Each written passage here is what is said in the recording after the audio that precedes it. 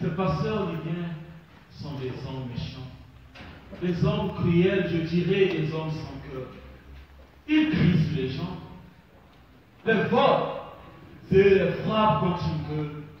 C'était une sorte de torture psychologique qui avait commencé avant d'embarquer.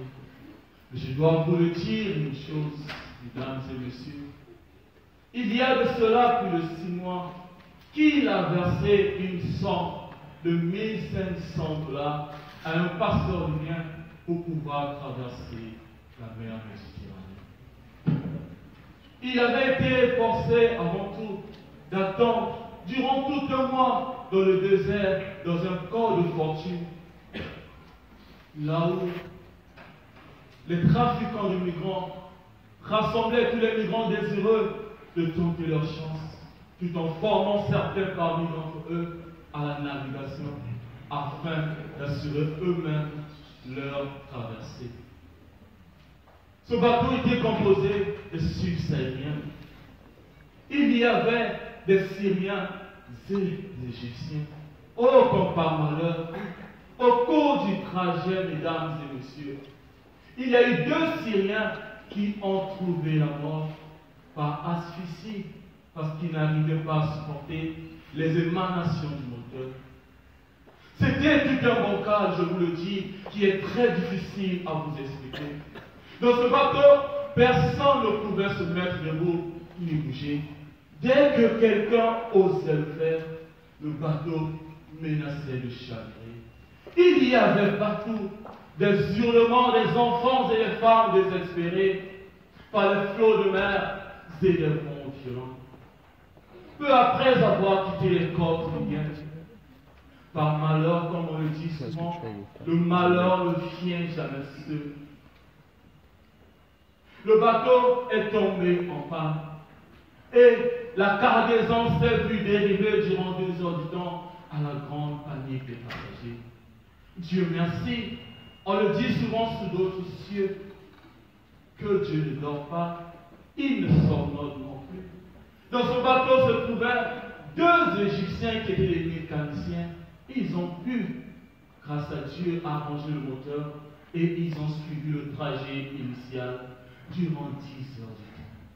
Imaginez-vous, durant 10 heures du temps en mer, avant s'être appréhendé de loin par un navire de pêche espagnol au sud de l'île de Malte.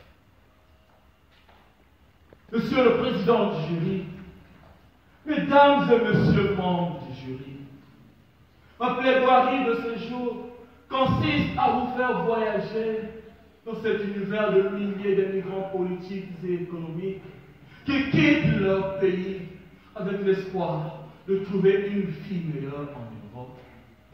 Voilà pourquoi, aujourd'hui, je profite de cette tribune qui m'a été offerte pour quelques minutes pour annoncer à la communauté internationale du non-respect des conventions internationales qui concernent les protections des droits de l'homme, qui est jusque-là un rêve au lieu d'être une réalité. L'article 3 de la Déclaration universelle des droits de l'homme stipule en ces termes: chacun a droit à la vie, à sa liberté et à la sécurité de sa personne. Alors pensez-vous que cet article s'applique à tout le peuple du monde? Moi je dirais non. S'il y a quelqu'un dans cette salle qui peut me contredire, je vais lui donner un exemple qui est très récent. La traite des Africains noirs en Libye, qui est une réponse Je vais donc pouvoir vous parler de ce jeune homme. Je vais vous parler de ce jeune homme. Il a encore 16 ans, qui s'appelle Matondo, qui se traduit par merci en lingala. Ce jeune homme, en le voyant, il avait déjà l'air de celui qui grandit.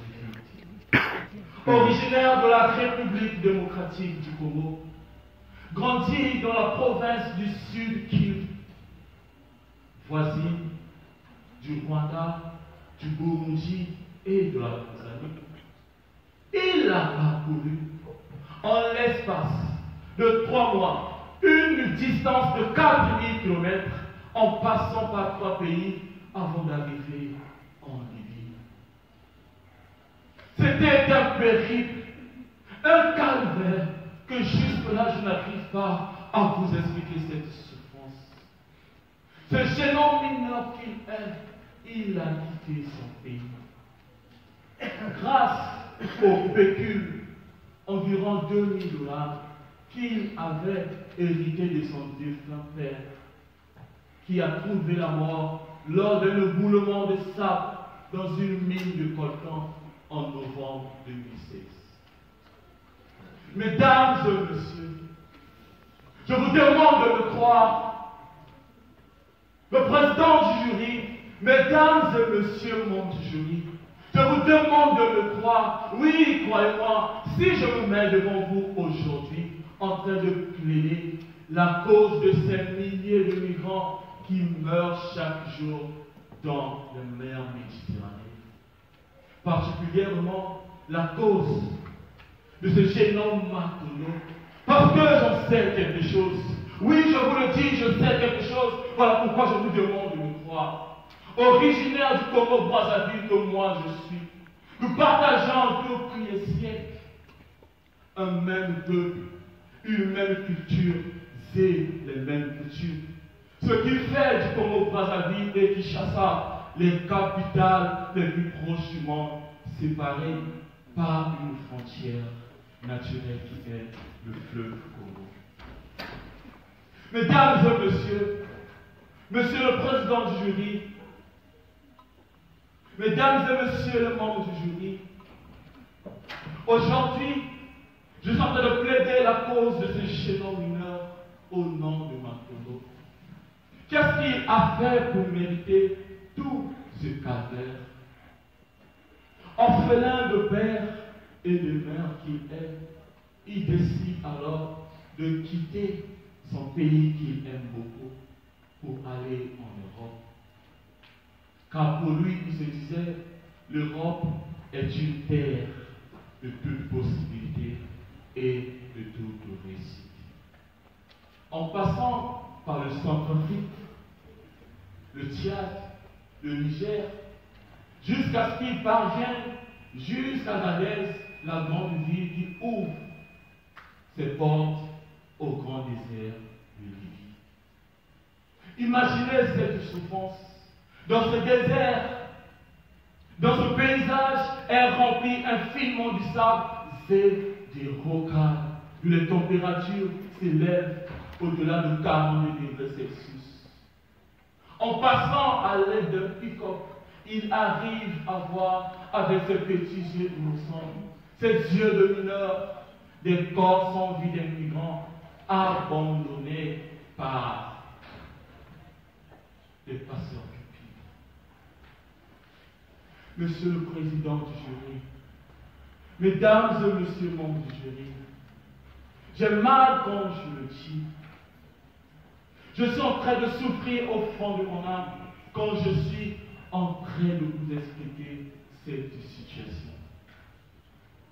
Je veux interpeller par là, en voyant bien l'abandon de la communauté internationale face à ce phénomène de flux migratoire qui continue jusque-là à engloutir cette jeunesse qui forme la force et la fierté de notre très chère Afrique, qui est riche plus que tous les continents en sous-sol bien sûr, mais au régime autoritaire et totalitaire. J'aimerais bien vous poser une question. Est-ce que dans n'importe quel pays où ils se sentent non seulement en sécurité, mais où ils peuvent jouir de toute leur liberté? Oui, c'est vraiment vrai. Je vais puiser la réponse à cette interrogation dans l'article 13 de la Déclaration universelle des droits de l'homme qui stipule en ces termes: toute personne a le droit de circuler librement et de choisir sa résidence. Toute personne a le droit de quitter et de revenir même dans son propre pays. Alors, ce matin, je voulais bien savoir, par rapport à la réponse du représentant de l'Organisation internationale pour les migrants, il dit ceci: si dans un bateau se trouvent des migrants désespérés, des migrants qui sont en détresse, qu'aucun pays n'a le droit de les refuser, ni de tergiverser lorsqu'il s'agit de les recevoir, mais au contraire, il doit les accueillir. Quant au ministre de l'Intérieur de l'Italie, M. Matteo Salvini, pour chercher à justifier son refus de rentrer au port de ce bateau de navire, il dit ceci: aucun pays, aucune organisation que ce soit internationale ne peut obliger à l'Italie de se transformer en un gigantesque camp de refuge. Face à ce refus, qui est une humiliation insolente, moi, j'ai décidé de devenir un avocat défenseur des droits de l'homme, car nul n'est censé ignorer la loi, même si elle ne frappe que les faits. Nelson Mandela a dit: si quelqu'un se voit privé du droit qu'il en croit avoir, il n'a pas un autre choix à faire, sinon de devenir un hors-la-loi.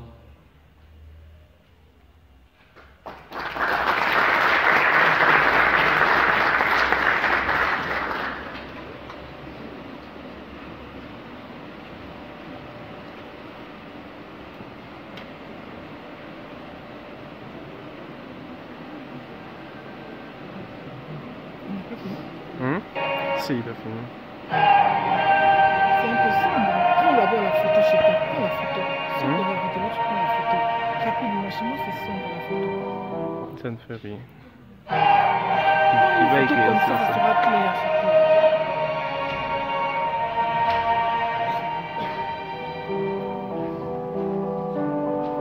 Tu fais ça bien. On a caméraman.